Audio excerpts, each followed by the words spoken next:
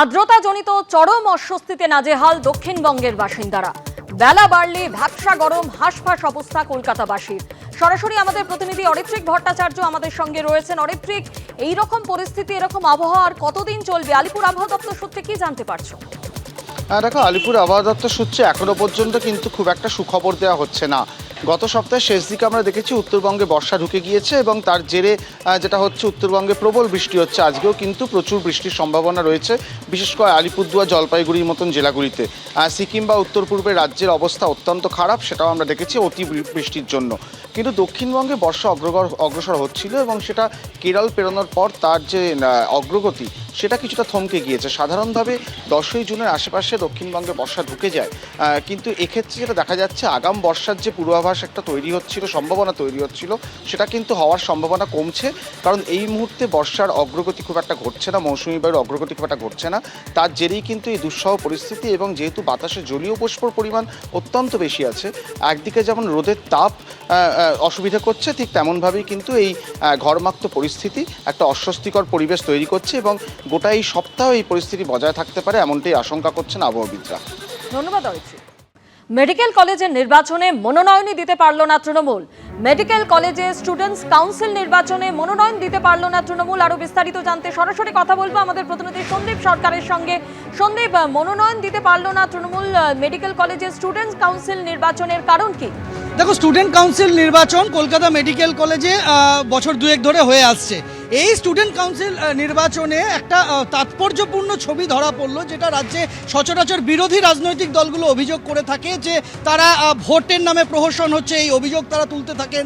তারা অভিযোগ করেন মনোনয়ন জমা দিতে পারেননি, তারা হিংসার অভিযোগ করেন বিরোধী রাজনৈতিক দলগুলো। আর এবার তৃণমূল ছাত্র পরিষদের গলায় শোনা গেল সেই সুর। তারা বললেন যে স্টুডেন্ট কাউন্সিল ইলেকশন যে হচ্ছে সেটা তারা জানতেই পারেননি, তাদেরকে জানানো হয়নি, মনোনয়ন তারা দিতে পারেননি, ভোটের নামে প্রহসন হচ্ছে।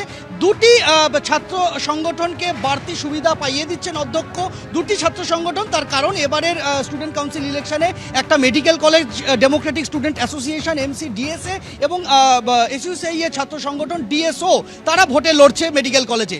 তৃণমূল ছাত্র পরিষদ বা SFI তারা কোনো প্রার্থী দেয়নি। ফলে সেই জায়গায় দাঁড়িয়ে কলেজের অধ্যক্ষ, কলকাতা মেডিকেল কলেজের অধ্যক্ষ, তিনি বাড়তি সুবিধা পাইয়ে দিচ্ছে এই দুই ছাত্র সংগঠনকে। এই অভিযোগ কিন্তু TMCPর তরফ থেকে তোলা হয়েছে। আমরা দাঁড়িয়ে রয়েছি কলকাতা মেডিকেল কলেজে। তুমি দেখতে পাবে যে রাজ্যে ছাত্র সংসদ নির্বাচন বন্ধ থাকলেও, রাজ্যের কোনো কলেজ, বিশ্ববিদ্যালয়, অন্য মেডিকেল কলেজে ছাত্র ভোট না হলেও এই মুহূর্তে কিন্তু একটা ছাত্র ভোটের আবহ কলকাতা মেডিকেল কলেজে। এটাকে কলেজ কর্তৃপক্ষ ছাত্র ভোট বলছেন না, তারা বলছেন স্টুডেন্ট কাউন্সিল ইলেকশন। আমার সঙ্গে রয়েছেন DSO এবং MCDS এর দুই প্রতিনিধি। TMCP অভিযোগ করছে যে আপনাদের বাড়তি সুবিধা দেওয়া হচ্ছে, অধ্যক্ষের পদত্যাগ দাবি করেছেন তারা। দেখুন, আজকে কলেজে আপনারা দেখতে পাচ্ছেন যে খুব শান্তিপূর্ণভাবে একটা গণতান্ত্রিক পদ্ধতিতে ইলেকশন চলছে। আমরা স্পষ্ট করে দিতে চাই, এটা কোনো রকম স্টুডেন্ট কাউন্সিল সিলেকশন নয়, এটা স্টুডেন্ট ইউনিয়নের ইলেকশন চলছে, যেখানে ছাত্রছাত্রীরা এসে তাদের গণতান্ত্রিক অধিকার প্রয়োগ করছে। এবং তৃণমূল ছাত্র পরিষদ যে অভিযোগটি করছে যে তাদের কাছে কোনো রকম খবর যায়নি, প্রথমত এটা তাদের একটা বুদ্ধিহীনতার একটা প্রমাণ যে এই ধরনের ইলেকশনের গাইডলাইন বা SOP সেটা কর্তৃপক্ষের পক্ষ থেকে ছাত্রছাত্রীদের কাছে দেওয়া হয়, কোনো ছাত্রছাত্রী সংগঠনকে দেওয়া হয় না। এবার এটা তৃণমূল ছাত্র পরিষদের ব্যর্থতা যে মেডিকেল কলেজ কলকাতার মতো একটি স্বাস্থ্য শিক্ষা প্রতিষ্ঠানে একটা গণতান্ত্রিক পদ্ধতিতে স্টুডেন্ট ইউনিয়ন ইলেকশন হচ্ছে এবং তাদের কাছে কোনো খবর নেই।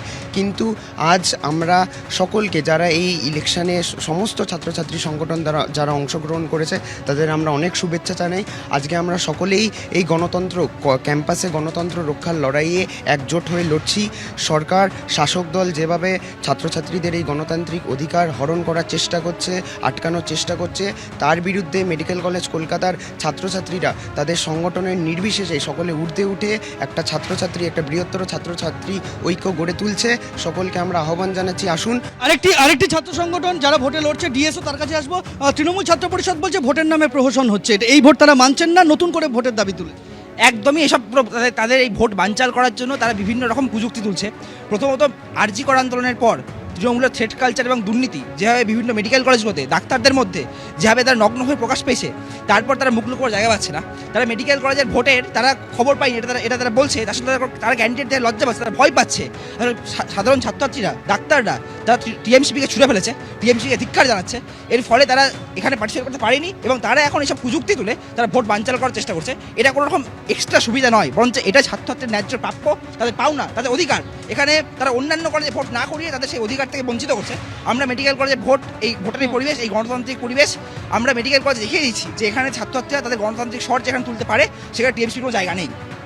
ফলে বুঝতেই পারছো যে একটা রাজ্য জুড়ে ছাত্র ভোট বন্ধ থাকলেও সেই হ্যাঁ, ছাত্র ভোটেরই একটা আবহ কলকাতা মেডিকেল কলেজে, যেখানে এখনো আমরা দেখতে পাচ্ছি যে থ্রেড কালচার নিপাত যাক, অভয়া বিচার পাক, এই বোর্ড, এই বক্তব্য, এই শব্দবন্ধ বাক্য সামনে একেবারেই রেখে সন্দীপ, ছাত্র পরিস্থিতির দিকে নজর রাখো। আপাতত তোমায় ধন্যবাদ।